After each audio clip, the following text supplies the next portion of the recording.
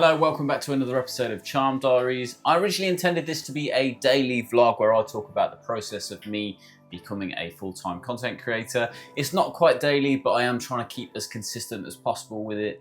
So I hope you enjoy this episode. For those of you that didn't watch the last video, I actually talked about starting to create a new style of content on my social media platforms.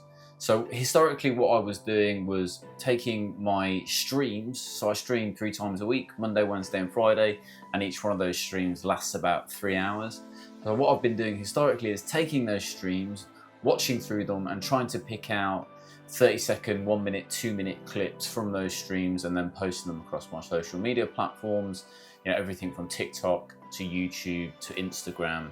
And that's a fairly labor intensive process to go through 3 hours worth of content. I've made that significantly more efficient over the past year.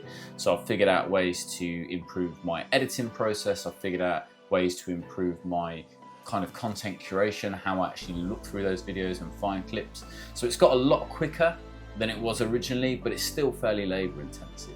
What happened was I came across a couple of creators that I really liked who were creating news content around gaming, and I thought that was a really interesting thing. They were getting lots of engagement, lots of views, but it was also adding a lot of value to their community. So I made the decision to say, okay, well, I think I can do something similar.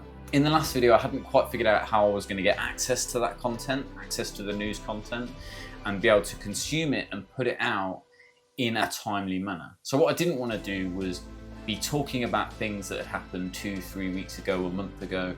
I wanted to try and deliver news to my community in the same time frame that everyone else was putting that news out, which is fairly difficult, especially some of these bigger creators who potentially have access to gaming studios, have access to development studios, have access to the actual manufacturers of consoles and PCs themselves.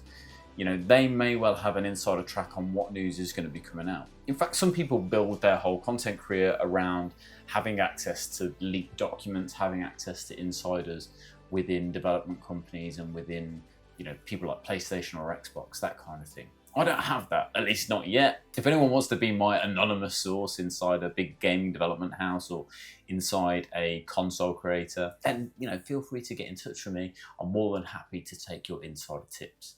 But I don't have access to that at the moment, so I had to figure out another way to get access to that news. And actually it was really simple. It's something that I do in my day job when we're trying to create content around the industry that I work in. And it's really, really simple. Google News Alerts. So what I did is I went and set up some news alerts for things like gaming, things like PlayStation, Xbox, all of that kind of stuff. It's really easy to do. If you go to alerts.google.com, and you can basically put in a search term. You can select that you want that information to come from Google's news feed. And every day I get a set of emails, one for each of them, Xbox, PlayStation, and gaming. And I get an email that says this is the kind of top news of the day based on what's in Google search results. So I take those emails, I have a look through, and I basically see what catches my eye. What is in there that I think I can talk about, I can add value to. I will take that news, I will go and read a couple of articles, I'll look at things, and I'll start to develop an idea around a video. I talked about this in the last video, and I'll be honest, sometimes I talk about ideas I have and it takes a while for them to come into fruition. But I found the way to get this news out, to get this new type of content out and actually start producing it fairly quickly. And that's what I did. The first couple of videos did fairly well. I would say slightly better than average in terms of views on TikTok. And I enjoyed making them, which was the main thing. What I was surprised at was how quickly I got to a piece of content that did incredibly well, so outside the norm for my content. I've talked about a couple of videos that I've done in the past that have gone viral. So I've got one video that's done 2.6 million views, and my other top performing video at the time had done about 111,000 views. Neither of those things were to do with gaming. I've got a whole bunch of videos in 10,000 views, but typically speaking, my videos are doing, the good videos, the average videos are doing maybe 1,000, a couple of thousand views. Very, very quickly, probably on the second day of starting to produce this new type of news content, I had a video that started to do incredibly well. That video was this one here, and you can see that on my TikTok, it's pinned right at the top. It's currently closing in on 200,000 views.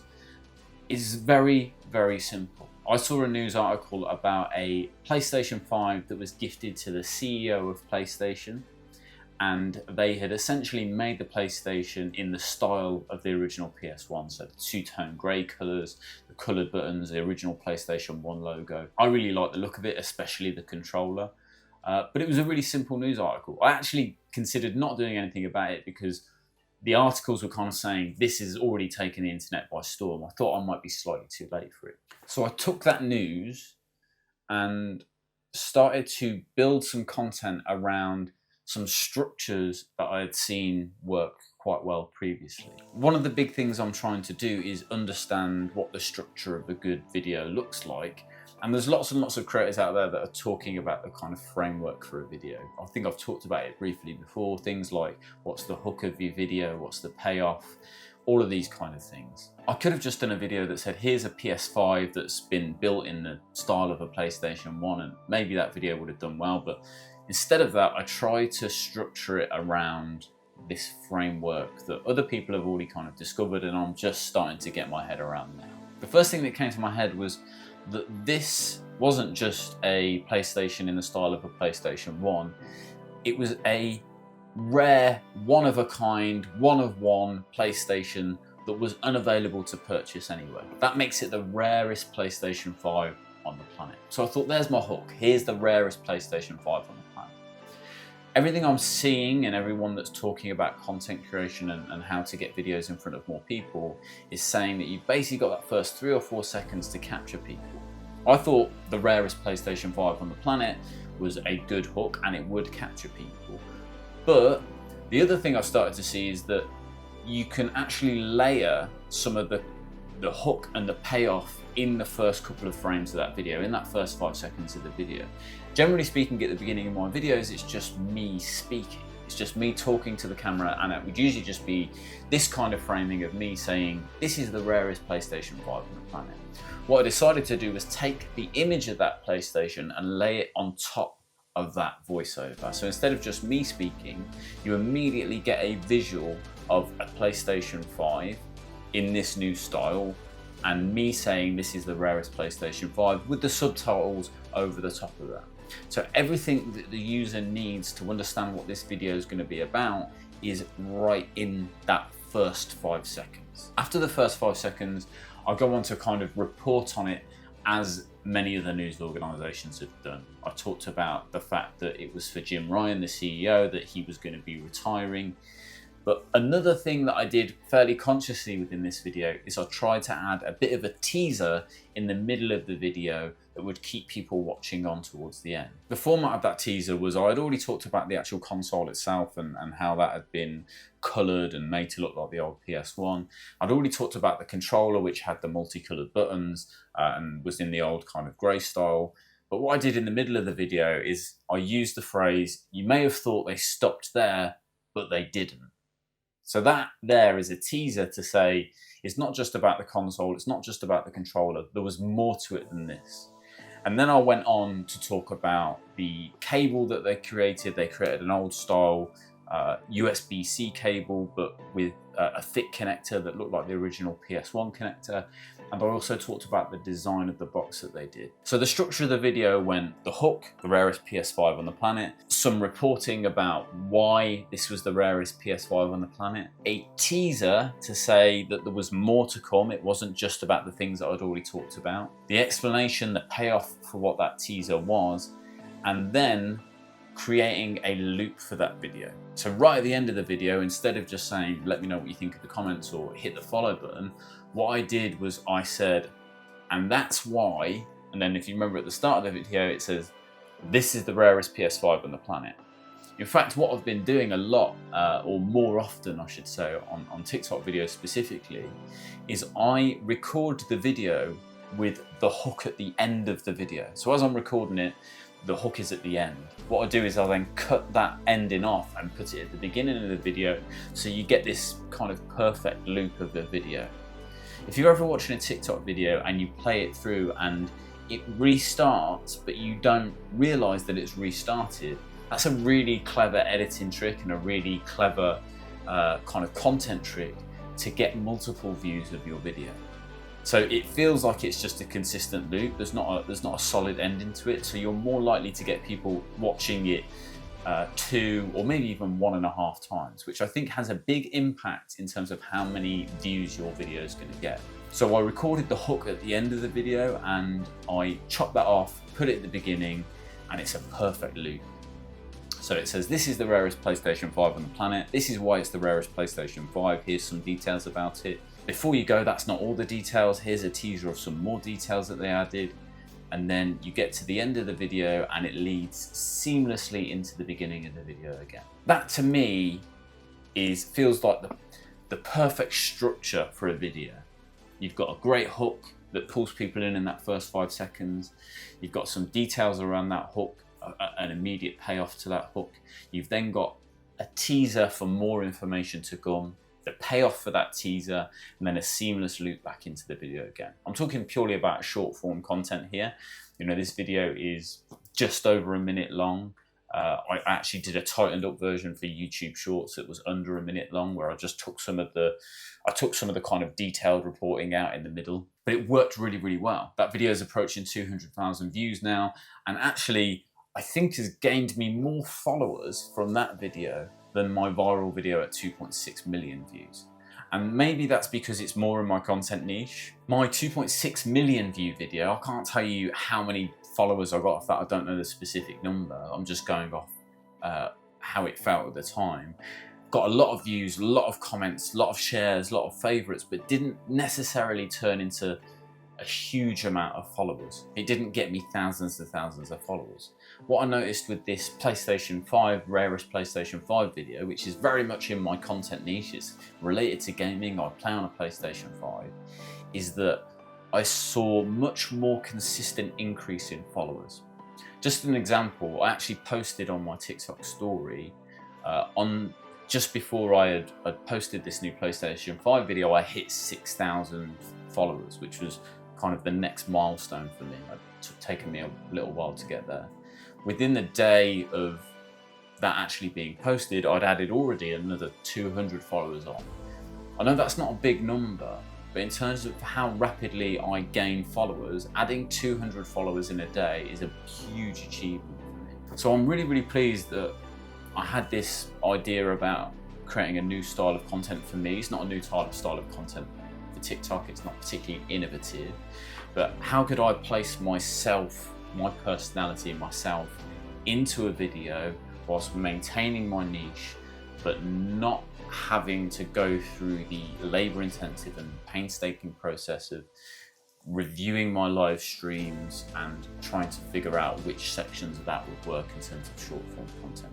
I'm still going to be doing that, but the pressure on me to actually go through those streams is a lot less. I can take a little bit more care. I can not have to produce the volume of content that I would have to do from that gameplay content, and I can be a bit more selective about what's going out because I'm not having to try and find the same volume of content. Like for context, I'm generally posting between 3 and 5 times a day on TikTok.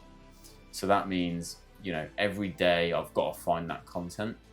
I can probably get at least 2, if not more, news style content a day that is very, very fresh, that's just come out that day. I can film it, I can edit it, and I can post it all within the day, and then I can lay in, you know, 2 or 3 more gameplay footage pieces after that from my live stream.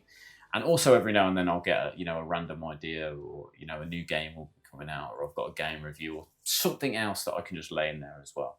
So feels like that perfect balance of me of being in the gaming niche, being able to enjoy my live streams a little bit more because it's not always necessarily about trying to get content out of those, and I can still pepper in other ideas that I've got as and when they come up. But this is something where I had the idea to do it, maybe a week or 2 ago. I'd implemented a process to actually be able to gather and curate that content, and then was able to start putting stuff out.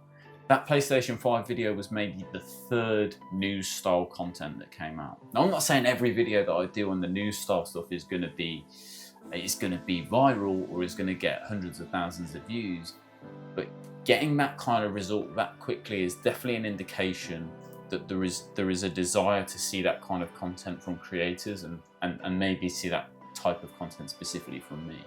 Even the other new style content I did, I did one that talked about the Game Awards, I did one that talked about Hogwarts Legacy being the biggest game of the year, even though it was snubbed at the Game Awards. I've done 3 or 4. I would say they have all performed better than the average content that I'm putting out. So this is an important thing for me. So an important reminder. I'm talking to you now, Charm. If you watch this video back later, I'm talking to you. When you have an idea or an intuition to produce a piece of content, try and move on that quickly. Try and actually go and produce that and get it done, because there might be something in it. And the great thing about content, short form content, and the digital world in general is you can produce quite quickly, and if it doesn't work, it doesn't work. You just move on, but give it a chance, give it a try. So you're going to see a little bit more of that on my TikTok feed, a little bit more of probably my face and new style content, and hopefully it's stuff that you will be interested to see. I think what I want to aim to be is a kind of hub of gaming content across all games, across all consoles. If you want to know about gaming content, I want to be the person that says, if you want to hear the latest gaming news, you need to go and check out Charm. He's doing stuff all the time. I think that's a good place to be.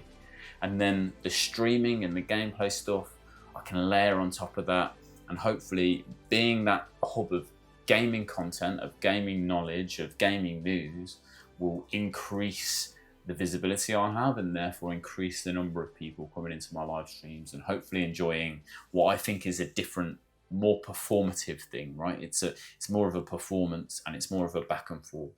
My big thing with live streaming is that I want to be able to interact with my chat. I want to be able to talk to those guys. I want to do community games. That's another thing that I've actually managed to implement, is we've started playing Fortnite with the subscribers from TikTok, and that's going really well, having a lot of fun. I think we've done 2 or 3 different sessions on Fortnite where subscribers can come in, and we've had some where it's subscribers, some that's more generally open.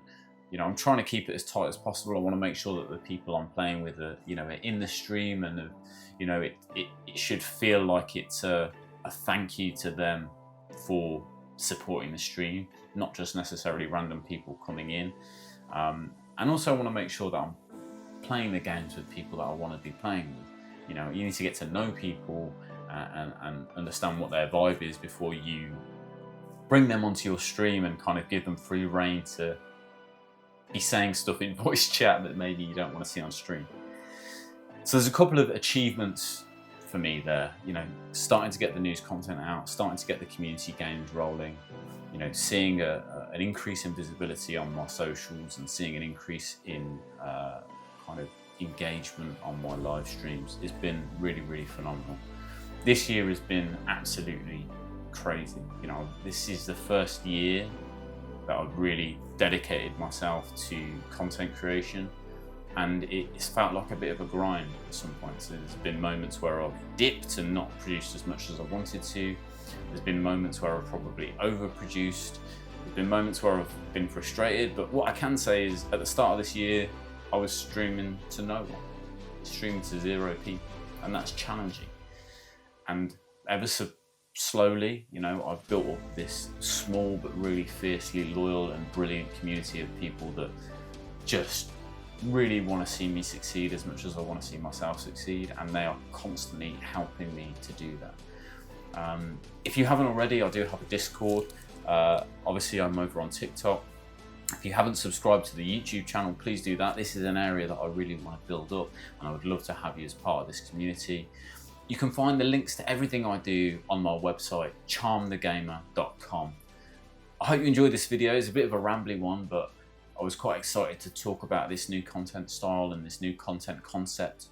I'm really starting to find my voice on these channels, I think. I'm still starting to find my style, getting more comfortable talking naturally in my own voice, not talking like a radio DJ when I go on stream, all of that kind of stuff. I'm enjoying it. This has been a phenomenal year. I got my PlayStation wrapped at the end of this year. I think I've played just under 500 hours of games, 15 games this year. I'll try and do a bit of a review of all the games that I've played this year, but I've had an absolutely phenomenal time I'm looking forward to a bit of a break over Christmas. There'll still be streaming, there'll still be stuff going on, but I'm looking forward to a break and I cannot wait to see what the new year brings. I appreciate you all. Thank you so much for watching. If you've got any questions, queries, conundrums, quandaries even, drop them in the comments and I will reply to every single one of you on this video. I appreciate you. Have a good day.